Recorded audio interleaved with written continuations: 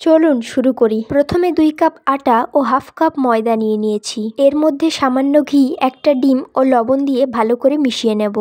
তারপর একটা সেদ্ধ আলু গ্রেট করে এর মধ্যে দিয়ে দেব লঙ্কা কুচি, পেঁয়াজ কুচি, ধনে কুচি। তারপর ভালো করে মেখে একটা নরম ডো তৈরি করে 10 মিনিটের জন্য রেস্টে রেখে দেব। 10 মিনিট পর লেচি কেটে রুটি বানিয়ে নিয়ে মাঝারি সাইজের একটা বাটি দিয়ে সুন্দর করে কেটে নেব।